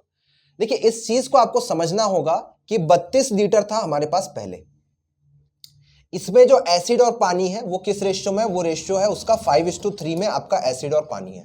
ठीक है, इसमें से यदि मैं अलग कर लूं, इसमें से यदि मैं -12 लीटर कर दूं तो मेरे पास यहां पर बचेगा 30 लीटर। ठीक है, 30 लीटर बचेगा। जैसे ही मैंने इसमें से 12 लीटर निकाल के अलग किया और जो रिमेनिंग 12 लीटर है, आपको एक कॉन्सेप्ट यहां समझना बहुत जरूरी है कि यहां जो हमने निकाल के अलग किया, ठीक है, सेपरेट जो हमने किया, ये अलग जो किया हमने, और जो यहां पर रिमेनिंग है, और जो यहां पर रिमेनिंग है, इस रिमेनिंग में भी कहीं ना कहीं जो एसिड वाटर है, एसिड अनुपात वाटर है, इसमें भी कहीं ना कहीं 5:3 होगा और इसमें भी कहीं ना कहीं 5:3 ही होगा। इस चीज को आपको समझना है। अनुपात नहीं बदलेगा क्योंकि ये एक मिश्रण है। मिश्रण होने के वजह से जब आप इसमें से कुछ क्वांटिटी निकालते हैं, वो क्वांटिटी भी उसी रेशियो में रहता है जिसमें पहले था, यानी 32 लीटर में 5:3 था। जो क्वांटिटी निकल रहा है वो भी 5:3 में रहेगा, जो बचा हुआ है वो भी 5:3 में ही रहेगा। तो अगर हम यहां पर, सॉरी, ये 30 लीटर नहीं है, ये 20 लीटर बचा हुआ है। ठीक है, क्योंकि 32 लीटर निकालोगे तो 20 लीटर बचेगा। अब इसमें हम क्या कर रहे हैं, 7.5 लीटर पानी मिला रहे हैं। तो आप खुद ही बताइए कि इसमें पानी कितना है और एसिड कितना है। तो एसिड हो जाएगा 20 मल्टीप्लाइड बाय 5/8 और आपका जो पानी है वो हो जाएगा 20 मल्टीप्लाइड बाय 3/8। ठीक है, मतलब कितना कितना हो गया, 4 से काटोगे तो 2 बार कटेगा, ये बन जाएगा आपका 5, मतलब कि 25/2। एसिड जो है कहीं ना कहीं 12.5 लीटर का है। वाटर जो है कहीं ना कहीं 4 से काटोगे तो ये 5 बन जाएगा, 2 बार कटेगा, यानी कि 7.5 है, 7.5 वाटर। ठीक है, तो अब आपसे ये बोला जा रहा है कि आप इसमें मिला क्या रहे हैं, आप 7.5 लीटर पानी मिला रहे हैं। तो अभी पहले से तो यहाँ 7.5 लीटर पानी था, इसमें 7.5 लीटर और पानी मिलाने का मतलब अब जो पानी इसमें रहेगा वो 15 लीटर का हो जाएगा, 15 लीटर का पानी हो जाएगा। ठीक, तो मैं इसको इस तरीके से हटा के लिख सकता हूं कि अब इसमें जो पानी है वो 15 लीटर का है और जो एसिड है वो कहीं ना कहीं 12.5 का है और पानी जो है वो कहीं ना कहीं 15 का है। तो अगर इसको हम ऐसा भी लिख सकते थे, अगर रेशियो निकालने को कहा गया तो कहीं ना कहीं 5:3 में होगा, क्योंकि अगर रेशियो है तो अगर मैं दोनों तरफ 2.5 से काट दूं, 2.5 से मैं काट दूंगा दोनों तरफ, तो ये 2.5 से कटने पर यहां पर जो रेशियो देंगे ये रेशियो बन जाएगा आपका 2.5, सॉरी, यहां पर जो रेशियो आ जाएगा वो बन जाएगा 5:6 का। क्योंकि देखिए आपको जो रेशियो दिया वो क्या है, 12.5 और 15 का रेशियो निकालना है, तो मैं दोनों तरफ 10 से मल्टीप्लाई करूंगा तो ये डेसिमल हट जाएगा। अब इसको आप 25 से काट सकते हैं कि नहीं, 25 से काटोगे तो यहाँ पे 5 बचेगा, यहाँ पे 6 बचेगा। तो परिणाम स्वरूप जो आपका रिजल्ट बचा उसमें एसिड वाटर 5:6 रेशियो में। नया चीज आप ये सीख रहे हैं कि किसी भी रेशियो में, यानी किसी भी मिक्सचर में अगर कोई क्वांटिटी निकाली जाती है तो उसमें भी 5:3 रेशियो में रहता है और जो रिमेनिंग क्वांटिटी बचता है उसमें भी कहीं ना कहीं जो है रेशियो 5:3 का रहता है। ये एक नया चीज आप यहां पे सीख रहे हैं। अब देखिए यहां पर अगेन एक और सवाल है इस पैटर्न का, आपको खुद से बन जाना चाहिए। यहां मिक्सचर जो है इसमें मिल्क और वाटर था 5:3 में। 16 liters of mixture is replaced with 16 liters of water, then the ratio becomes 3:5. How many liters of milk was there initially? इस सवाल को करने के दो तरीके हैं। एक तरीका अभी मैं आपको बताऊंगा जो अभी हमने सीखा उस तरीके से, दूसरा तरीका एक और है जो मैं अभी आपको बताऊंगा आगे, ठीक है। मिश्रण और दूध में, मतलब एक मिश्रण में दूध और पानी का अनुपात 5:3 है, तो 5:3 में आपके पास मिल्क और वाटर है, मिल्क और वाटर है। इसमें से आप क्या करते हैं, 16 लीटर अलग कर लेते हैं। मतलब इस मिश्रण में मैंने क्या किया, -16 लीटर किया, तो जो रिमेनिंग मिक्सचर था, रिमेनिंग जो था यानी जो शेष बचा हुआ है, इसमें इस लाइन के नीचे मिल्क और वाटर का जो रेशियो होगा वो कितना होगा, तो आपका जवाब होगा सर इसमें भी 5:3 होना चाहिए, 5:3। क्योंकि अगर ये मिक्सचर है पूरी तरह से घोला हुआ है तो कहीं ना कहीं जो वैल्यू आप निकालेंगे और जो शेष बचेगा उसमें ये अनुपात नहीं बदलेगा, यानी कि 5:3 का रेशियो यहां भी रहेगा, यहां भी रहेगा और इस 16 में भी रहेगा। अब इसमें क्या होता है, इसमें और पानी डाल दिया जाता है, इतना ही पानी हम डाल देंगे तो हमारा जो रेशियो बन जाता है वो कितना बन जाता है, मिल्क इस टू वाटर का रेशियो जो बन रहा है अब बन जा रहा है पानी मिलाने के बाद 3:5। अब आप बताइए कि अगर मैं इसमें वाटर मिलाऊं, अगर मैं इसमें वाटर मिलाऊं तो इस तरीके के सवाल हमने भरपूर मात्रा में रेशियो में किया और मिक्सचर्स में भी किया था, पिछले वीडियो में भी किया था कि अगर आप इसमें पानी मिला रहे हो तो ठीक है 3 से बढ़ के 5 हुआ, इससे तो मैं सहमत हूं, लेकिन मिल्क का क्वांटिटी कैसे बदल सकता है। मिल्क अगर पहले 5 था तो अभी भी 5 होना चाहिए था, या पहले 3 था तो अभी भी 3 होना चाहिए। मतलब कि रेशियोस इम्बैलेंस्ड है, इस रेशियो को पहले बैलेंस करना जरूरी है। तो दोनों तरफ मैं यहां पर 15 बनाऊंगा, 15 बनाने का मतलब इसमें 3 मल्टीप्लाई करना और नीचे वाले में 5 मल्टीप्लाई करना, ठीक। मतलब पहला वाला जो रेशियो है वो कहीं ना कहीं यहां 15 होना चाहिए, ये बन जाएगा 15, और ये 9 होना चाहिए तो ये बन जाएगा आपका 9, ठीक। ये आपका होना चाहिए 25, यहाँ पे 25, और जो मिल्क है वो कहीं ना कहीं आपका 15 होना चाहिए। अब ये रेशियो पूरी तरह से बैलेंस्ड है। अब आपने यहां पर जो वाटर मिलाया वो कितना मिलाया, वो 16 लीटर्स वाटर हमने मिलाया था। वाटर हमने कितना मिलाया था, जितना हमने पानी निकाला उतना ही हमने वाटर मिलाया। मतलब इस रेशियो की अगर मैं बात करूं तो कहीं ना कहीं हमने यहां पर 16 लीटर्स वाटर मिलाया था, और हमारे रेशियो के हिसाब से 9 से बढ़कर ये 25 हुआ। मतलब हमने जो यूनिट्स में देखा तो 16 यूनिट्स बढ़ा। अगर 16 यूनिट्स बराबर 16 लीटर्स है तो ओवरऑल अगर हम इन दोनों को जोड़े तो कहीं ना कहीं कितना आ रहा है, तो 24 लीटर्स यहां पर है अभी टोटल।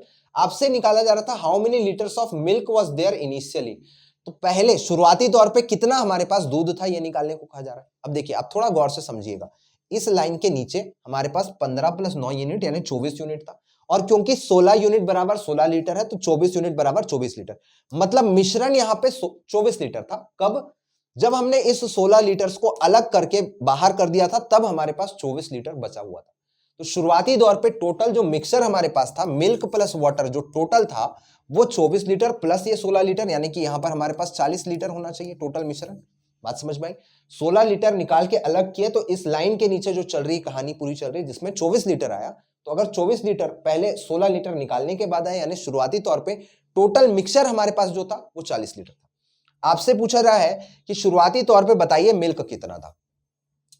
तो अब देखिए शुरुआती तौर पे अगर हमारे पास मिक्सचर 40 लीटर था तो मिल्क कितना था, 5 था, divided by total 8 multiplied by 40, ठीक है। तो 8 से काटोगे तो 5 आएगा, मतलब कहीं ना कहीं 25 जो है 25 लीटर हमारे पास मिल्क था। तो सी जो है सवाल का सही उत्तर हो जाएगा। क्लियर है, यहां तक बात समझ में आ गई। आशा करता हूं ये आपको समझ में आया होगा, ठीक है।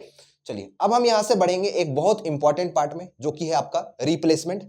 और रिप्लेसमेंट कहीं ना कहीं थोड़ा कंफ्यूजिंग होता है, लेकिन मैं आपको एक कहानी यहां पर बताऊंगा, उस कहानी को समझने की कोशिश करिए। और अगर आप ये कहानी समझ जाएंगे तो सारे फॉर्मूलेस की भी जरूरत नहीं है, हालांकि मैं आपको फॉर्मूलाज भी बता के रखूंगा, लेकिन उस कहानी के जरिए समझिएगा कि जो कैलकुलेशंस उसमें है उस नंबर्स को समझने की कोशिश करिए तो इजीली आप रिप्लेसमेंट को समझ पाएंगे। तो चलिए समझते हैं, आइए रिप्लेसमेंट पढ़ेंगे।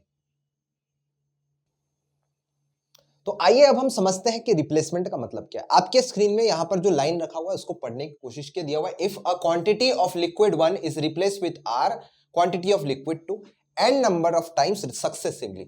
यदि द्रव एक की a मात्रा को n बार हम द्रव 2 यानी R मात्रा से लगातार प्रतिस्थापित किया जाता है। मतलब समझिए हमारे पास एक कंटेनर जिसमें कि लिक्विड नंबर 1 है, यानी कि लिक्विड नंबर 1 है हमारे पास, जिसका की क्वांटिटी यहां पर टोटल क्वांटिटी जो है वो A लीटर्स। हम क्या करते हैं, इसमें से प्रतिस्थापित करते हैं, यानी कि हम इसमें से थोड़ा सा वैल्यू R लीटर्स को बाहर निकाल के फेंक देते हैं। R लीटर हम यहां से बाहर निकाल के फेंक लेते हैं और सेकेंड फिर क्या करते हैं, इसमें वापस हम R लीटर्स मिलाते हैं और ये R लीटर्स कौन सा है, तो ये लिक्विड 2 का है। मतलब एक बार इस प्रक्रिया को करने के बाद हमारे पास इस कंटेनर में टोटल क्वांटिटी में से R क्वांटिटी जो है वो कहीं ना कहीं द्रव 2 का बन जाएगा और शेष जो क्वांटिटी है एक, ये जो बचा हुआ क्वांटिटी है वो द्रव 1 का रहेगा। तो यहां से आपको कुछ चीजें समझ में आ रही होगी कि हम यहां से कर क्या रहे हैं, तो हम यहां से R क्वांटिटी निकाले और R क्वांटिटी द्रव 2 का डालें, फिर इस मिक्सचर से फिर से R क्वांटिटी बाहर करेंगे और R क्वांटिटी द्रव 2 का डालेंगे। इस तरीके से हम जब प्रक्रिया को n टाइम्स सक्सेसिवली लगातार इस प्रक्रिया को करते हैं तब क्या होता है ये समझना है। तो सेकेंड टाइम फिर से क्या होगा, सेकेंड टाइम फिर से आप इसमें से R क्वांटिटी बाहर करेंगे और R क्वांटिटी ऑफ द्रव 2 डालेंगे, मतलब ये प्रक्रिया आगे बढ़ते चले जाएगी। तो यहां से देखिए आपका जो लिक्विड 1 रिमेनिंग होता है, लिक्विड 1 जो रिमेनिंग होता है आफ्टर n टाइम्स, मतलब n बार इस ऑपरेशन को करने के बाद after n times, after n times जब हमारे पास जो लिक्विड बचता है वो लिक्विड कितना बचता है, लिक्विड 1 रिमेनिंग है। लिक्विड A1 इनिशियली जितना था, इनिशियली कितना था तो A था, A into 1 minus are by a के घात में n, 1 minus are by a के घात में n, ये हमारा इतना लिक्विड 1 बचता है आफ्टर n टाइम्स ये ऑपरेशन करने के। ठीक, यदि आपसे कोई पूछे यानी बचे हुए द्रव 1 की मात्रा जो है, प्रारंभ में शुद्ध द्रव 1 की जो मात्रा है वो into 1 minus are by A whole के घात n। ठीक है, अगर आपसे पूछे कि यहां पर लिक्विड 2 की मात्रा कितनी हो गई अब, तो आपको बताना होगा A माइनस जितनी लिक्विड 1 रिमेनिंग है, लिक्विड 1 रिमेनिंग, ये आपको नोट डाउन करना है। मतलब कि अगर आपसे पूछे कि द्रव 2 कितना बचा हुआ है n टाइम्स ऑपरेशन करने के बाद, क्योंकि द्रव 2 तो हमने इसमें मिलाना चालू किया था, तो द्रव 2 का निकालने का डायरेक्ट फॉर्मूला नहीं, आपको टोटल क्वांटिटी पता होना चाहिए और द्रव 1 कितना है पता होना चाहिए। A माइनस द्रव 1 करोगे तो कहीं ना कहीं द्रव 2 आ जाएगा। ठीक, अब देखिए ये फॉर्मूला बना है तो कैसे बना है, उसके लिए आप यहां पर रिप्लेसमेंट का कॉन्सेप्ट समझिए, मैं आपको कॉन्सेप्ट समझाऊंगा, बहुत अच्छे से सिंपल तरीके से समझाएंगे, इसको आप नोट डाउन करके रखिए। ठीक है, चलिए तो इसके लिए ना एक डायग्राम हम बना लेते हैं, एक डायग्राम हम बना लेते हैं, इसको समझते हैं। जैसे कि सपोज करिए कि एक दूध वाला है, एक कहानी मैं आपको बताता हूं, एक दूध वाला है, सपोज इसके पास 100 लीटर पानी है, कितना है 100 लीटर दूध है, 100 लीटर्स मिल्क है इस दूध वाले के पास। ये दूध वाला जा रहा है कहीं पे इस दूध को बेचने के लिए, कहीं इस डेस्टिनेशन तक उसको जाना है दूध बेचने के लिए, मतलब यहां से निकल के जाएगा और 100 लीटर दूध यहाँ पे कहीं पे वो बेचने जा रहा है। यहाँ पर कोई कुछ लोग रहते हैं, इनको ये दूध बेचने के लिए जा रहा है। ठीक है, तो एक कहानी है, इसको समझिए यहाँ पर। जैसे कि समझिए अगर ये कुछ पॉइंट के बाद एक पॉइंट तक ए पॉइंट आया, ए पॉइंट पर आया, ए पॉइंट के पहले इसके पास 100 लीटर मिल्क था, 100 लीटर मिल्क यानी कि दूध था। यहां पर क्या हुआ, एक मित्र आया, इसका मित्र आया, इस दूध वाले का मित्र आया और ये क्या कहा कि भाई मुझे भी थोड़ा पैसा कमाना है, तो मुझे तू 10 लीटर दूध दे दे और इस 10 लीटर के जगह पे तू 10 लीटर पानी मिला दे। तो यहां पर इसने क्या किया, यहां से इसने 10 लीटर मिल्क को बाहर किया, 10 लीटर मिल्क को बाहर किया और यहां से इसने अंदर क्या डाला, तो 10 लीटर्स वाटर डाल दिया, पानी मिला दिया, क्योंकि दूध और पानी मिलाने के बाद भी दूध जैसा दिखता है। तो यहां पर इसने क्या किया, अपने पहले मित्र को, ठीक है, जो कि इस मित्र का नाम कर देते ए मित्र, ए मित्र को ए पॉइंट के बाद ए पॉइंट पे जाके इसने क्या किया, 10 लीटर मिल्क निकाल के दिया और उसकी जगह पे उसने 10 लीटर का पानी मिला दिया। ठीक है, तो ये हुआ पहले पॉइंट पे। और सेकेंड पॉइंट पे क्या हो रहा है, तो सेकेंड पॉइंट पे आपको यहां पर, अब यहां से थोड़ा आगे जाएगा, अब सेकेंड पॉइंट पे जाने की, सपोज करिए कि बी पॉइंट पे एक दूसरा मित्र आता है, तो ए से बी के बीच में, ए से बी के बीच में इसके पास अब 100 लीटर जो है टोटल मिक्सर रहेगा, टोटल क्वांटिटी, जिसमें से 10 लीटर कम मिल्क रहेगा, यानी यहां पर इसके पास 90 litre milk plus 10 litre water रहेगा।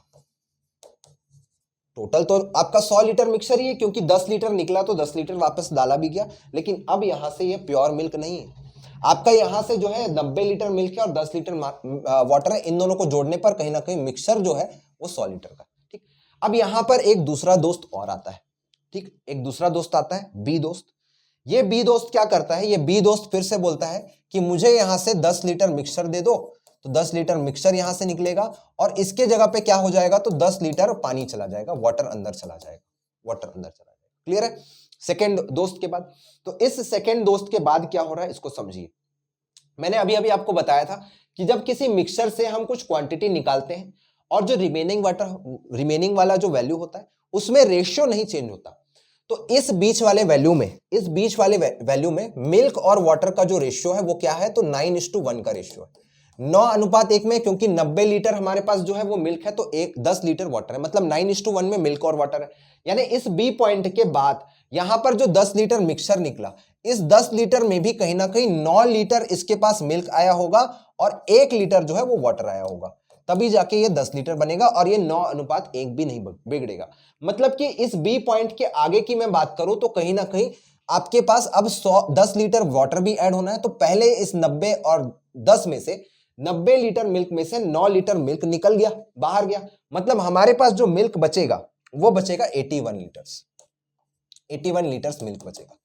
और वाटर जो बचेगा इस 10 लीटर में से कहीं ना कहीं 1 लीटर वाटर कम हुआ, तो कहीं ना कहीं अब वाटर जो बचेगा वो बचेगा 9 लीटर्स वाटर। लेकिन क्योंकि अब हम इसमें 10 लीटर वाटर और ऐड कर रहे हैं, तो इस 9 में 10 लीटर और जुड़ जाएगा, मतलब 19 लीटर वाटर हो जाएगा बी पॉइंट के आगे। ओवरऑल आप देखेंगे तो मजे की बात यह है कि ओवरऑल 81 था तो यहां पर 19 है, मतलब ओवरऑल 100 लीटर मिक्सर जो है ये चेंज नहीं होगा, क्योंकि जितना आपने पानी निकाला था उतना ही यहां पर भी जितना आपने मिक्सर निकाला उतना पानी भी है, ठीक। लेकिन रेशियो की यदि मैं बात करूं, कहीं ना कहीं रेशियो की यदि मैं बात करूं तो मिल्क और वाटर का रेशियो अब बदल जाएगा। मिल्क अनुपात वाटर जो है वो रहेगा लगभग 81:19 के रेशियो में, ये आपको समझना है। मतलब यहां पर 100 लीटर मिक्सचर बेचाएगा तो सही, लेकिन उसमें पानी और दूध मिला रहेगा, यानी 81 लीटर्स मिल्क रहेगा और 19 लीटर जो वो कहीं ना कहीं पानी रहेगा, ठीक है। चलिए अब इस चीज को समझने की कोशिश करते हैं। जब भी जो सब्सटेंस मिलाई जा रही है वो खराब सब्सटेंस है, बेकार सब्सटेंस है, उसके ऊपर आपको ध्यान नहीं देना है। आपको ध्यान देना है हमेशा प्योर सब्सटेंस पे जो स्टार्टिंग में था उसको, यानी कि समझिए ऐसे, जो चीज मिलाई जा रही है वो खराब चीज है, उसके ऊपर हमारा ध्यान नहीं जाना चाहिए। हमारा ध्यान किस पे जाएगा, तो हमारा ध्यान उस पे जाएगा जो प्योर चीज है, यानी कि मिल्क है, ठीक। तो देखिए अब यहां से मैं आपको समझाने की कोशिश करता हूं। जैसे कि अगर यहां पर हमने इस पॉइंट से आगे गए, इस पॉइंट से आगे यहां पर गए, तो जो मिल्क बचा हुआ है, मिल्क आफ्टर ए की बात करते हैं हम, मिल्क आफ्टर ए आपको निकालना था, तो क्या करेंगे, इनिशियल क्वांटिटी जो कि था 100 इंटू फ्रैक्शन में डालोगे 1 minus replacement fraction, 1 minus replacement fraction, ठीक है, रिप्लेसमेंट फ्रैक्शन यहां पे आपका आएगा 1 माइनस रिप्लेसमेंट फ्रैक्शन, ठीक है। रिप्लेसमेंट फ्रैक्शन क्या है ये मैं आपको बता देता हूं अभी। रिप्लेसमेंट फ्रैक्शन का मतलब है कि टोटल आपने कितना क्वांटिटी निकाला डिवाइडेड बाय कि टोटल मिक्सर कितना है, ये आपका कहलाता है रिप्लेसमेंट फ्रैक्शन। तो यहां पर जो क्वांटिटी ऑफ मिल्क बचेगा वो कहीं ना कहीं बचेगा 100 इंटू 1 माइनस 10/100, जो कि कितना है, तो 100 इंटू 9/10, क्योंकि अगर आप यहां से 1/10 निकाल रहे हो तो 9/10 बचेगा, मतलब 90 लीटर जो है आपके पास मिल्क बचेगा। यानी इस फॉर्मूले को यूज करके आप डायरेक्टली प्योर सब्सटेंस निकाल सकते हैं पॉइंट ए के बाद। पॉइंट बी के बाद यदि मैं बात करूं तो आपके पास यहां पर पॉइंट बी के बाद जो मिल्क जो बी के बाद बचेगा, मिल्क आफ्टर बी की अगर मैं बात करूं तो मिल्क कितना बचा ये हम निकालने की कोशिश कर रहे हैं। यहां पर मैं लिख लेता हूं मिल्क, ठीक है। मिल्क की क्वांटिटी यदि मुझे निकालनी है तो पहले कितना था, 90 लीटर था, मतलब इसके जस्ट पहले 90 लीटर था। इसमें फिर से आपको रिप्लेसमेंट फ्रैक्शन लिखना होगा, 1 माइनस रिप्लेसमेंट फ्रैक्शन, जो कि फिर से आप निकाल रहे हैं 10 आउट ऑफ टोटल 100, तो अगेन यहाँ पे 9/10 बचेगा, तो यहाँ पर रिमेनिंग कितना हुआ, तो 81 लीटर्स बचा।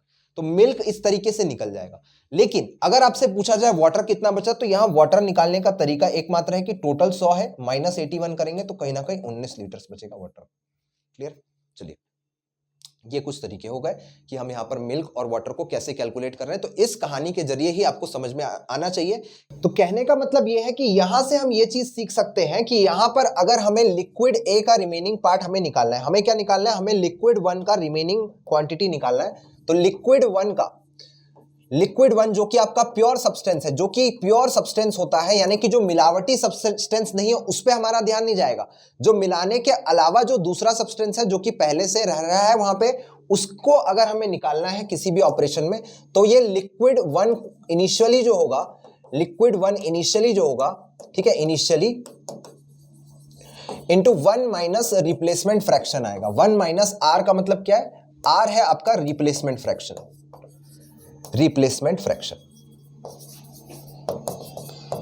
ठीक है। रिप्लेसमेंट फ्रैक्शन का मतलब क्या है, यानी प्रतिस्थापित करने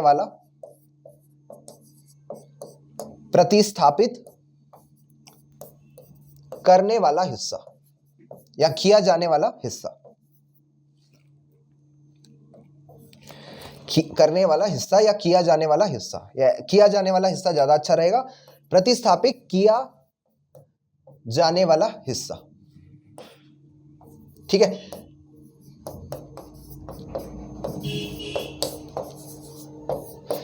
तो कहने का मतलब कुछ इस तरीके से इसका फॉर्मूला हम बना सकते हैं कि यहां पर 1 माइनस R1, ठीक है, 1 माइनस R2, 1 माइनस R3, इस तरीके से ये चलता रहेगा इनफाइनाइट तक, ठीक है। तो जब पहली बार ऑपरेशन हुआ तो इस तरीके से, दूसरी बार ऑपरेशन हुआ तो इस तरीके से, तीसरी बार ऑपरेशन हुआ तो इस तरीके से। अब इस फ्रैक्शन का मतलब मोटे तौर पे क्या हुआ, तो मोटे तौर पे इस फ्रैक्शन का मतलब यही हुआ कि R1 का मतलब है कि जितना क्वांटिटी आपने रिप्लेस किया डिवाइडेड बाय जो टोटल क्वांटिटी है। R2 का मतलब क्या हुआ कि जितना क्वांटिटी हमने रिप्लेस किया divided by total quantity. R3 का मतलब क्या हुआ कि जितना क्वांटिटी हमने बाहर निकाला डिवाइडेड बाय टोटल क्वांटिटी। इस तरीके से चलता रहेगा इनफाइनाइट टाइम्स। इसलिए जो फॉर्मूला हमने देखा वो कुछ इस प्रकार है,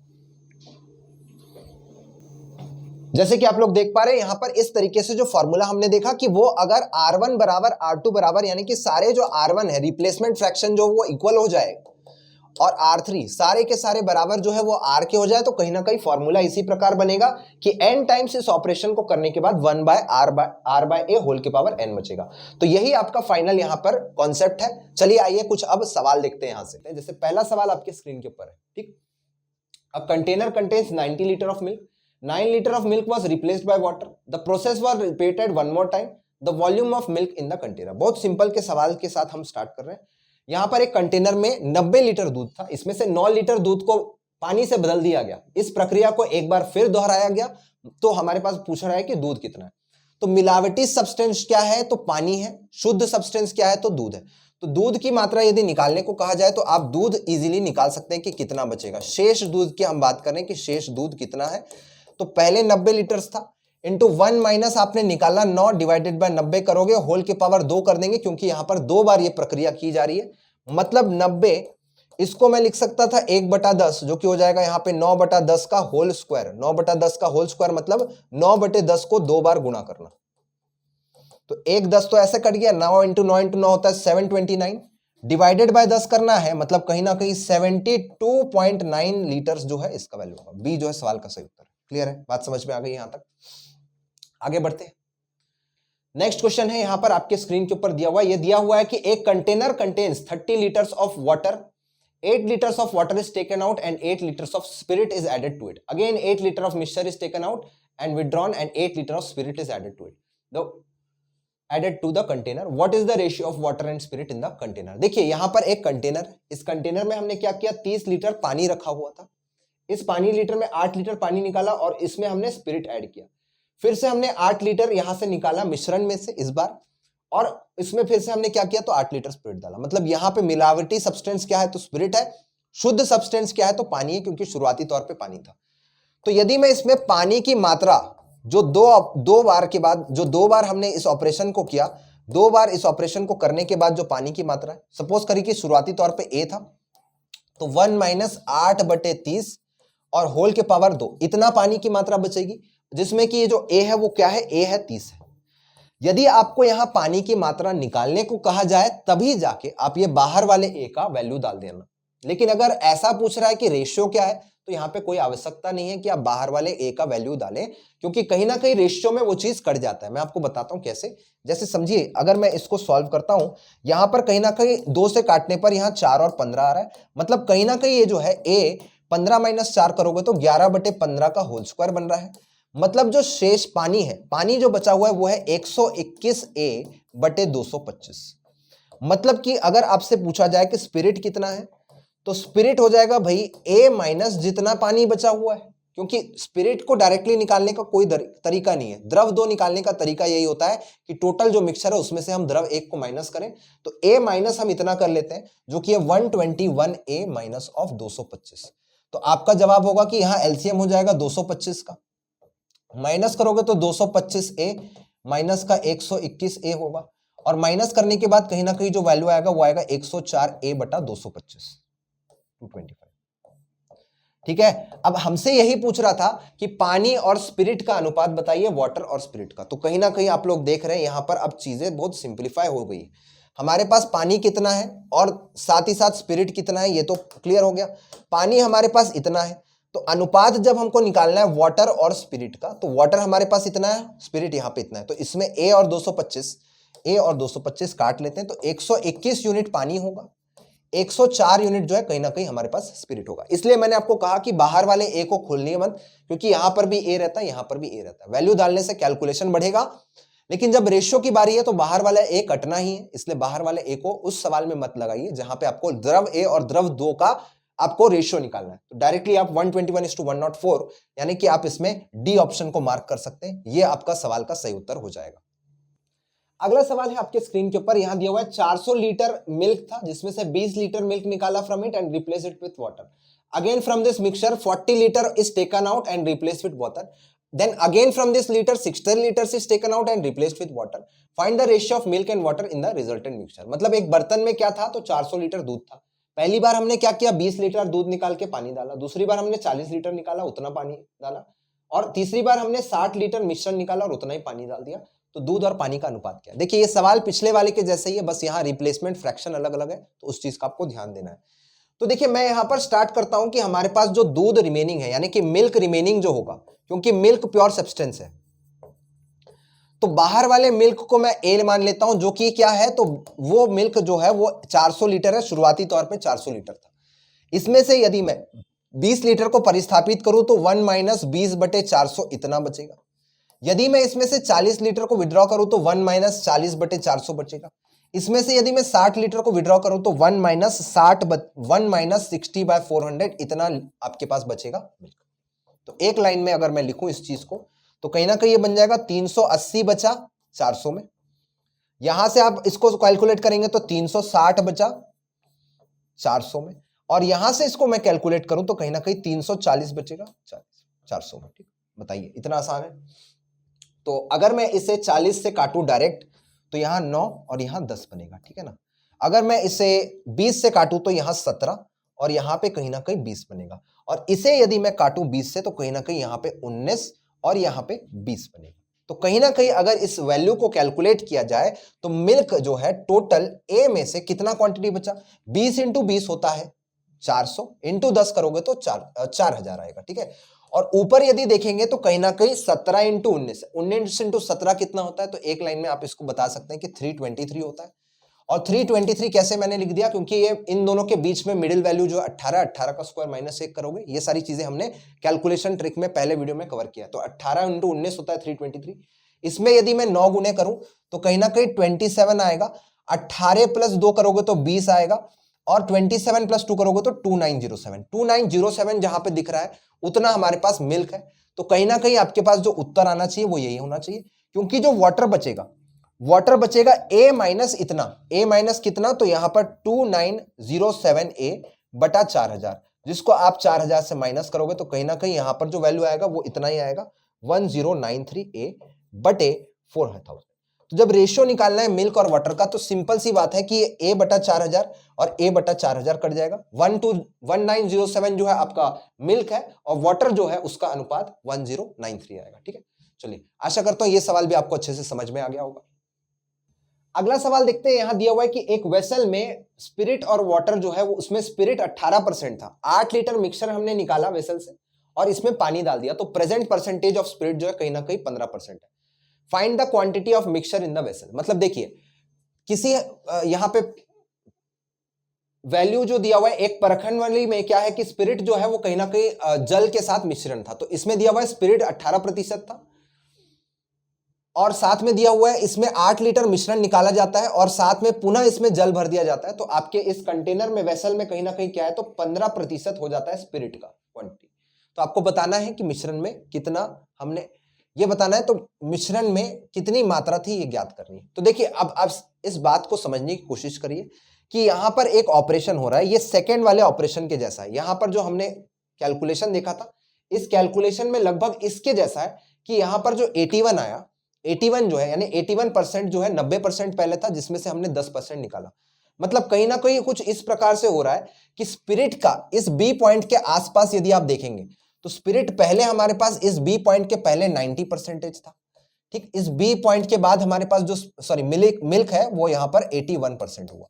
और ये कैसे आया, तो यहां पर 1 माइनस 10/100 हमने रिप्लेस किया था इस तरीके से। तो कहीं ना कहीं आप देखेंगे इस पॉइंट के बाद हमारे पास 81% है मिल्क, इस पॉइंट के पहले हमारे पास 90% था। तो 90% का जब 10% रिप्लेस हुआ तो 90% का 90% बचा, जो कि है आपका 81%। तो इसी चीज का फायदा हम यहां पे उठाएंगे कि स्पिरिट हमारे पास जो था वो आपका मिलावटी सब्सटेंस नहीं है। मिलाया जा रहा क्या है, वाटर मिलाया जा रहा है, यानी वाटर मिलावटी सब्सटेंस है। मतलब पहले हमारे पास 18% स्पिरिट था, बाद में जब आपने इसमें 1 माइनस रिप्लेसमेंट फ्रैक्शन किया, यानी जो आपका मिलावट किया, तो यहां से आपका 15% बचा। तो एक्चुअली ये जो रिप्लेसमेंट फ्रैक्शन है वो कितना है, यहां से निकल जाएगा। अगर इसको थोड़ा सा सॉल्व करते हैं तो कहीं ना कहीं ये 5 और 6 बन रहा है, यानी 5/6 जो है कहीं ना कहीं 1 माइनस आर है। तो आर का वैल्यू हो जाएगा 1 माइनस 5/6, जो कि हो जाएगा 1/6। क्लियर। तो रिप्लेसमेंट फ्रैक्शन जो है वो कितना आया, 1/6 आया। अब आप खुद ही बताइए कि यहां से शुरुआती तौर पे कितना हमने वैल्यू लिया था। रिप्लेसमेंट फ्रैक्शन का मतलब होता है कि आपने जितना निकाला 8 litre divided by total value. मतलब ये जो रिप्लेसमेंट फ्रैक्शन है ये क्या होता है, तो 8 लीटर डिवाइडेड बाय टोटल जो मिक्सर का क्वांटिटी है यही होता है। तो ए बराबर कितना हो जाएगा, ए बराबर हो जाएगा 8 × 6 यानी कि 48 लीटर, 48 लीटर। ठीक। आपको क्या निकालना है, आपको निकालना है find the quantity of mixture in the vessel. तो क्वांटिटी कितना है, तो 48 लीटर, 48 लीटर इसमें मिश्रण है। क्लियर है, यहां तक बात समझ में आ गई। चलिए आगे बढ़ते हैं। अगला सवाल है आपके स्क्रीन के ऊपर, यहां दिया हुआ है कि जार में जो है 4 पार्ट स्पिरिट है और 5 पार्ट वाटर है। तो स्पिरिट और वाटर का जो अनुपात है वो कहीं ना कहीं कितना है, 4:5 का है। अब इसमें बोल रहा है कितना मिक्सचर निकाल के ड्रॉ ऑफ करना चाहिए, drawn of and replaced with spirit, so that the spirit and water ratio जो है वो कहीं ना कहीं 1:1 हो जाना चाहिए।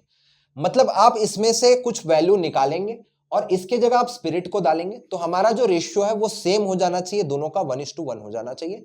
ये आपसे पूछा जा रहा है। एक जार में 2 तरल भरे हुए हैं जिसमें कि जैसे कि दिया हुआ है 4 भाग स्पिरिट है और 5 भाग दूध है।